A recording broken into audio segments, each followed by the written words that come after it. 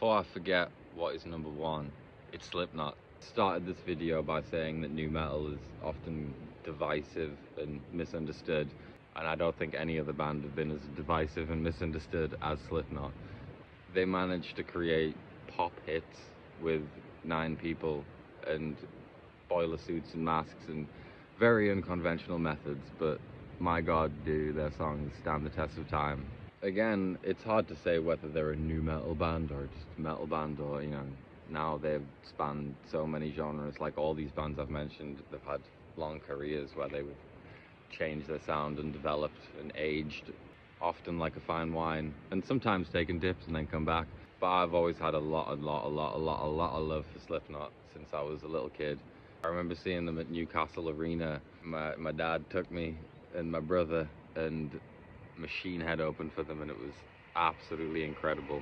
There's a train.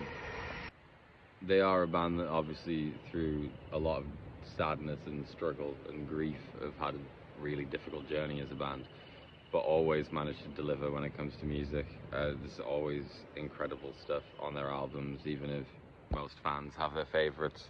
My personal favorite album is Iowa, and I love their first record. I think Eyeless is one of my favorite heavy tracks just ever. It is so good. And SlipKnot really embody what I'm talking about here with nu metal as a genre and as a concept. There really is no defining feature as to what makes something nu metal. I personally think that's what's beautiful about it, and you get such variation. There's obviously bands in here I love I haven't shouted out: Evanescence, Flyleaf, Soil, Static X, Spineshank. Also, I really love Snot, the band, but again, gross name. And Saliva are great. I remember listening to them loads when I was a teenager. A lot of nu metal bands clearly had the idea to try and gross people out. I don't think anyone grossed the world out as much as SlipKnot did.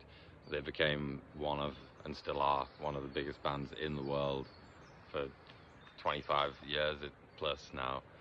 They still headline festivals and play huge shows all around the world, and credit to them. I hope they keep going for as long as they can. When I was growing up, it was the exact same time nu metal was becoming a thing, so it's always been part of my life, and find it very interesting and nice to see how it's come full circle and become popular again. A lot of bands, particularly with Linkin Park and Evanescence, and bands now bring me the horizon, incorporate a lot of that kind of sound, and Architects are, Don Brocco.